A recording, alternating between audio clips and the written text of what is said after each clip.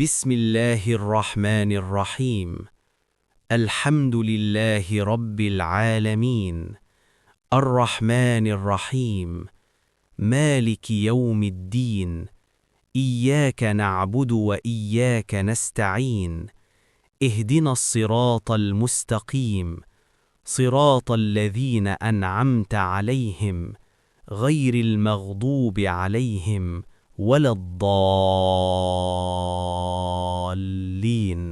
এক রহমান রহিম আল্লাহর নামে। ২ সাধারণত আয়াতের অনুবাদে বলা হয়ে থাকে পরম করুণাময় দয়ালু আল্লাহর নামে শুরু করছে। এ অনুবাদ বিশুদ্ধ হলেও এর মাধ্যমে এ আয়াতখানির পূর্ণ ভাব প্রকাশিত হয় না, কারণ আয়াতটি আরও বিস্তারিত বর্ণনার দাবি রাখে। প্রথমে লক্ষণীয় যে আয়াতে আল্লাহর নিজস্ব গুণাবাচক নামসমূহের মধ্য হতে আর রহমান ও আর রাহিম এ দুটি নামই এক স্থানে উল্লিখিত হয়েছে। রহম শব্দের অর্থ হচ্ছে দয়া, অনুগ্রহ। এই রহম ধাতু হতেই রহমান ও রাহিম শব্দদ্বয় নির্গত ও গঠিত হয়েছে। রহমান শব্দটি মহান আল্লাহর এমন একটি গুণাবাচক নাম যা অন্য কারো জন্য ব্যবহার করা জায়েজ নেই, তা বারি। কুরআন ও হাদিসে এমনকি আরবদের সাহিত্যেও এটি আল্লাহ ছাড়া আর কারো গুণ হিসেবে ব্যবহৃত হয়নি। পক্ষান্তরে রাহিম শব্দটি আল্লাহর গুণ হলেও এটি অন্যান্য সৃষ্টিজগতের কারো কারো গুণ হতে পারে। তবে আল্লাহর গুণ হলে সেটা যে অর্থে হবে, অন্য কারো গুণ হলে সেটা সে একই অর্থে হতে হবে এমন কোনো কথা নেই। প্রত্যেক সত্তা অনুসারে তার গুণাগুণ নির্দিষ্ট হয়ে থাকে। এখানে একই স্থানে এ দুটি গুণাবাচক নাম উল্লেখ করার বিশেষ তাৎপর্য রয়েছে। কোনো তাফসিরকার বলেছেন যে আল্লাহ রহমান হচ্ছেন এই দুনিয়ার ক্ষেত্রে, আর রাহিম হচ্ছেন আখেরাতের হিসেবে। বাগভি। নবী করিম সাল্লল্লাহু আলাইহি ওয়াসাল্লামের প্রতি সর্বপ্রথম ইকরা বিসমে বা সূরা আল আলাকের প্রাথমিক কয়েকটি আয়াত নাজিল হয়েছিল। এতে সৃষ্টিকর্তা আল্লাহর নাম নিয়ে পাঠ শুরু করতে বলা হয়েছিল।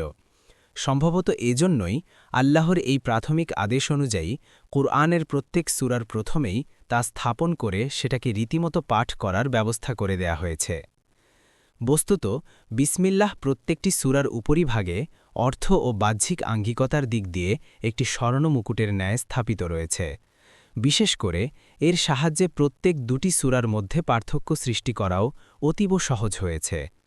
হাদিসেও এসেছে রাসূল সাল্লাল্লাহু আলাইহি ওয়াসাল্লাম সূরার শেষ তখনই বুঝতে পারতেন যখন বিসমিল্লাহ নাজিল করা হতো। তবে প্রত্যেক সূরার প্রথমে ও কুরআন পাঠের পূর্বে এ বাক্য পাঠ করার অর্থ শুধু এ নয় যে এর দ্বারা আল্লাহর নাম নিয়ে কুরআন তিলাওয়াতে শুরু করার সংবাদ দেয়া হচ্ছে, বরং এর দ্বারা স্পষ্ট কণ্ঠে স্বীকার করা হয় যে দুনিয়া জাহানের সমস্ত নেয়ামত আল্লাহর তরফ হতে প্রাপ্ত হয়েছে। এর মাধ্যমে একথাও মেনে নেওয়া হয় যে আল্লাহ তাআলা আমাদের প্রতি যে দয়া ও অনুগ্রহ করেছেন, বিশেষ করে দ্বীন ও শরিয়াতের যে অপূর্ব ও অতুলনীয় নেয়ামত আমাদের প্রতি নাজিল করেছেন, তা আমাদের জন্মগত কোনো অধিকারের ফল নয়, বরং তা হচ্ছে আল্লাহ তাআলার নিজস্ব বিশেষ মেহেরবানির ফল। তাছাড়া এই বাক্য দ্বারা আল্লাহর নিকট এই প্রার্থনাও করা হয় যে তিনি যেন অনুগ্রহপূর্বক তার কালামে পাক বুঝবার ও তদনুযায়ী জীবনযাপন করার তাওফিক দান করেন। এই ছোট্ট বাক্যটির অন্তর্নিহিত ভাবধারা এটাই। তাই শুধু কুরআন তিলাওয়াত শুরু করার পূর্বেই নয়, প্রত্যেক জায়েজ কাজ আরম্ভ করার সময়ই এটি পাঠ করার জন্য ইসলামী শরিয়াতে নির্দেশ করা হয়েছে। কারণ প্রত্যেক কাজের পূর্বে এটি উচ্চারণ না করলে উহার মঙ্গলময় পরিণাম লাভে সমর্থ হওয়ার কোনো সম্ভাবনাই থাকে না। নবী করিম সাল্লাল্লাহু আলাইহি ওয়াসাল্লাম তার বিভিন্ন কথা ও কাজে এ কথাই ঘোষণা করেছেন। যেমন তিনি প্রতিদিন সকাল বিকাল বলতেন, بسم الله الذي لا يضر مع اسمه شيء في الأرض ولا في السماء وهو السميع العليم।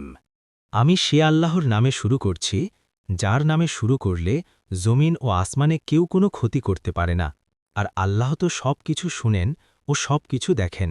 আবু দাউদ 5088, ইবনে মাজা 3859। অনুরূপভাবে যখন তিনি রোম সম্রাট হিরাক্লিয়াসের কাছে চিঠি লিখেন তাতে বিসমিল্লাহ লিখেছিলেন। বুখারী 7।